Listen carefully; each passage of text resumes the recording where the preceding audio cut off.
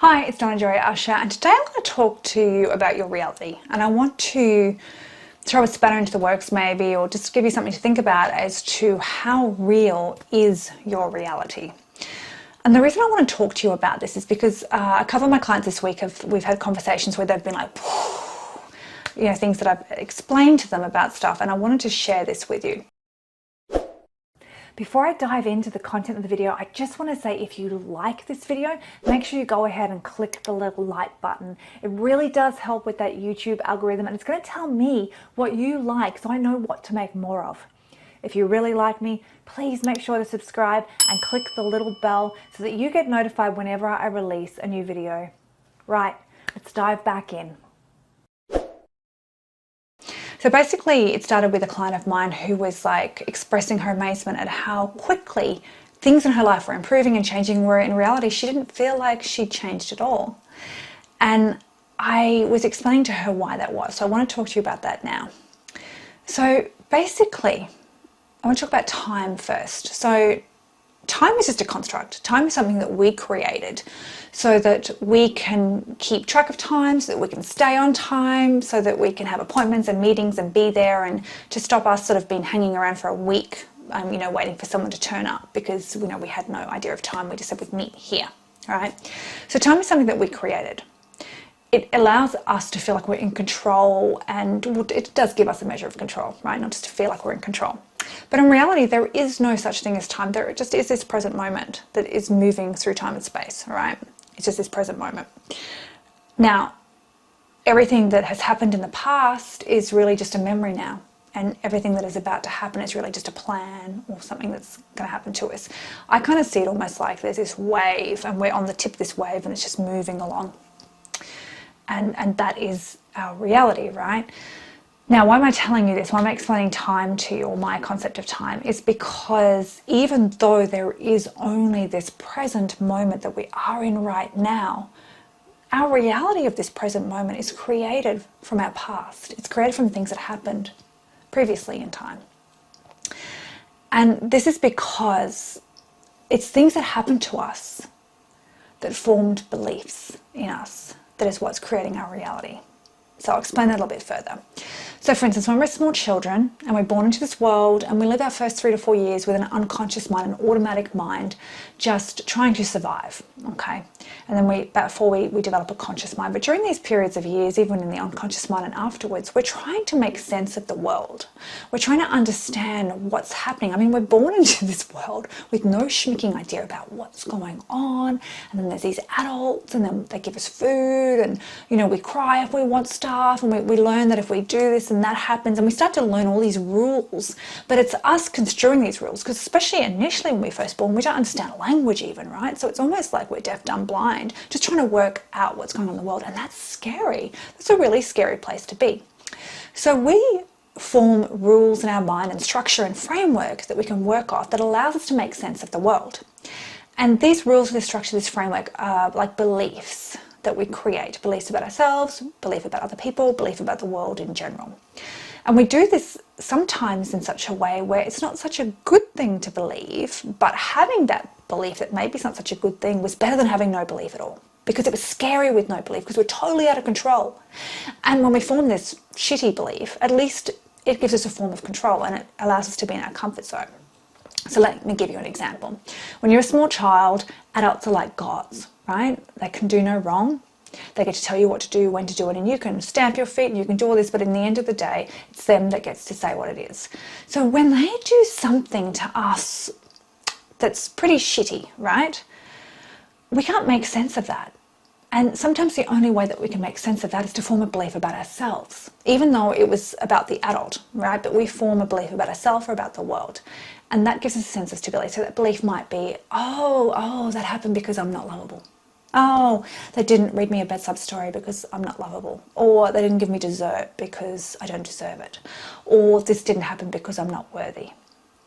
Now, you may laugh at this if you haven't done a lot of deep work on yourself, but this is the stuff that I see coming up time and time and time and time again with my clients.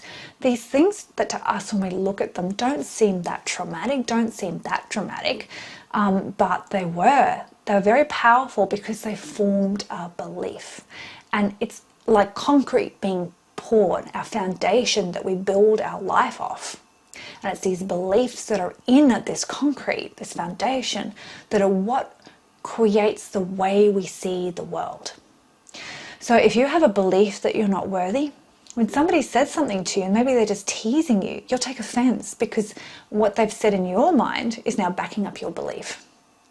Or maybe when something happens, you see it in such a way that it backs up your belief. So you're like, oh yeah, that's right, I'm always this, I'm always that. When if it happened to somebody else, they would interpret in a totally different way.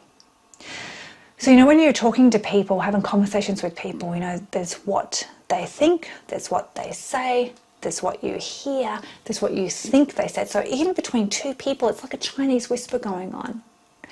Their filters, their belief system stuff coming out, going into you through your filters, your belief system going in. And it's amazing that we can actually have coherent conversations at all. It's also why we tend to hang with people that are like us, right? That have the same sort of similar beliefs and foundational belief systems as us, because it's more comfortable, because we get them, we understand them, we know them, right? Because they're coming at stuff and they're looking at stuff in a similar way to us. But you might have a sibling that has a totally different remembering of your childhood. So maybe what you remember as being amazing, they thought it was horrific. Okay, that's because they interpreted the information to you differently. They may have formed a belief earlier on that made them believe this. So then whenever something happened to the two of you, they're interpreting it in a different way to you. So is this starting to make sense about how it's our past and our belief system which actually is creating our reality right now? Even while I'm talking to you, even while you're listening to this video, you might have certain things popping up in your head, like certain words like, oh, this is bullshit. Or this is that, or this is that. Oh my God, maybe your mind has got, okay, that makes so much sense to me. All these things that are popping up in your head are due to what you believe, your belief systems, okay? Now, how is this impacting us? Well, the problem is that these beliefs that we have from the past are often what we've created, this reality that we have now, right? But maybe this reality that we have now is not what we want. It's not the reality that we want. And maybe you've been pushing and pushing and pushing and pushing, trying to get to this other reality, this reality that's over here, where it's not so much that you're better or your life is better, but it's different, right? You think it's going to be better, but it's not the truth. But that's a case in point for a whole different video. I'm not getting into that. So you're basically trying to push for this different reality where you think, it's your dreams are going to come true, everything you want is going to be there. But unfortunately, your belief system is not aligned with this new reality. Therefore, you're never going to get there. Because for you to be able to take the action that's going to give you that reality is not aligned with your belief system. Now, your belief system, which you're, quite often totally unaware of, is in the unconscious mind. And it's the unconscious mind that drives our actions, our inactions, and our reactions.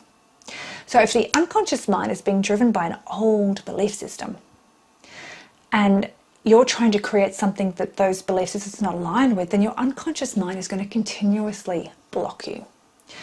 Self-sabotage, right? You're going to come up with these very logical reasons for why you shouldn't do this, or you shouldn't do that, or you shouldn't do this, or maybe you should do that, or maybe you should change what you're doing because that's not working, and all this stuff. And then maybe you actually get to where you want to go. You've pushed hard enough, and it's like trying to hold that beach ball underwater, and you're holding it and holding it and holding there because it's not in alignment with with your belief system, right? So you can't actually just have it. You've got to force it, right? And then when you get there, for some reason you decide that that's not what you want, or you have to be over here, or now you want something else.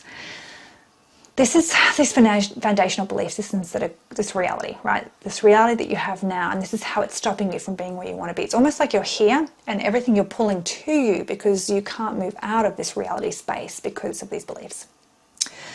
So, do not despair. This is not where you have to be forever, okay? These things that are causing you resistance can be shifted.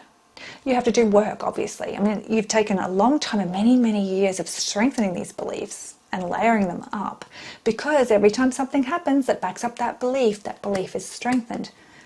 It was obviously the way you interpreted that thing that's backed up that belief in the first place. It's kind of like a self-fulfilling prophecy, right? Always going around.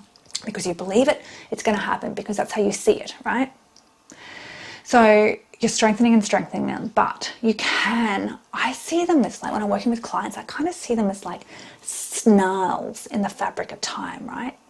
They're almost like these things that are lit up in this three-dimensional mapping of their life, these things that are lit up. And if you think about your life, if you think about your childhood especially, I mean, maybe you don't really have any memory of childhood, or maybe you just have very specific ones, these things that are like, you know, light bulbs in your mind. And you think that was your childhood, right? But in reality, what they were, the things that happened to you, they created this belief system. They were things that happened that were important.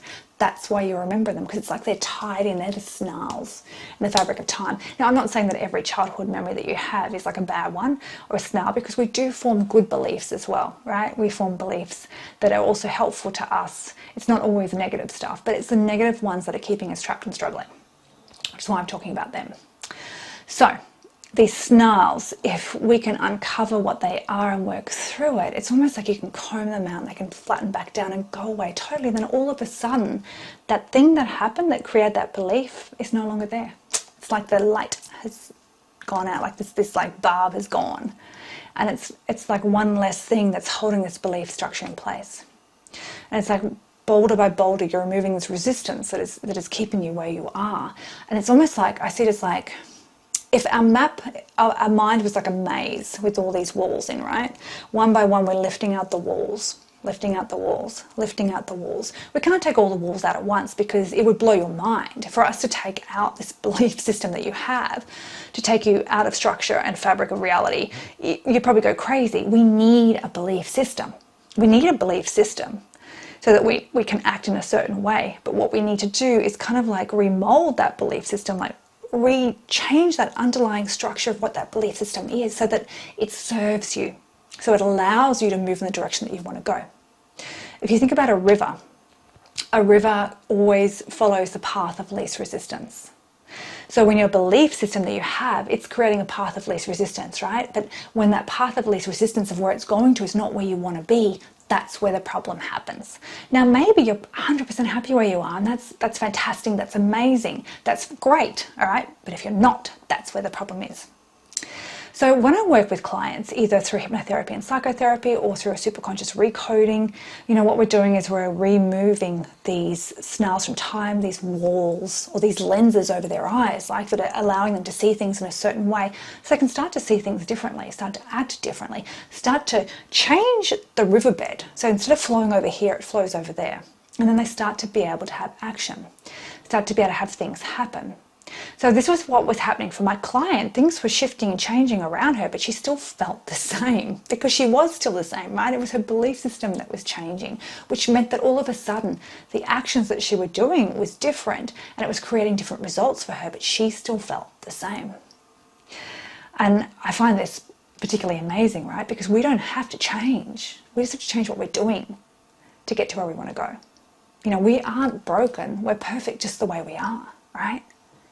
But we need to shift this stuff so that we can take that action in an effortless way, not strange, not pushing, not in a way where we're pulling on the elastic band and it's going to snap back.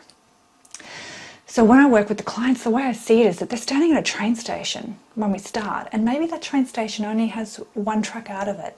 Maybe it's a little country town train station that only goes to one destination. But that's not where they want to go. They want to go over here, right? And when we start working with them, what happens is this train station, all of a sudden there's more tracks running out of it, more tracks running out of it, more tracks running out of it, more destinations appearing on the horizon, more things that they can have because they can believe differently and act differently until they're at the point where they can do what they need to do to get to where they want. And it becomes, I'm not going to say it's ever easy, right? It becomes easier, it becomes possible. It becomes more effortless because it becomes a flow rather than a push, right? And that's where the difference is. Now, I want to invite you, if you are watching this and you're kind of like, if it's like resonating with you and you're thinking, oh my God, that's me, I'm just like pushing, and I always end up at the same spot. I want to invite you to come onto a free recode session with me. So it's an introductory recode session where we work the superconscious mind. Now, the reason I'm inviting you to this is because it's not scary at all. There's no hypnosis, there's no trances. All you do is just listen to me talk, and then we do a quick recode with your superconscious mind just to start to shift some of the resistance that you have that is stopping you from going where you want to go. We just go through a really easy 5-step process during this 1 hour. I do a little bit of coaching with you. We go through it, and it is a group thing too, so it's non-confrontational. You can just sit there and listen to what's going on, and just even within that one introductory session, you will have a slight shift. Okay, maybe you'll have a powerful shift, but even just a slight shift, definitely. That's going to allow you to start moving, start flowing more towards where you want to be than where you are now. So if you want to do that, it's donnajoyasha.com/recode EOI, so expressions of interest. You'll either go through, depending on where I am with this, you'll go through to form you can fill out, and then I'll let you know when we're running them, or you'll go through to an area where you can fill out, and then I'll let you know when the next recode session is going to be run, so you can jump on. As I said, it's not scary, it's not one-on-one, it's a group thing, so you can hide in the back of the group on Zoom in your head anyway, and you can just see what I'm talking about and start to have a shift so that you can start flowing freely towards that dream life that you're after. I look forward to seeing you on an introductory recode.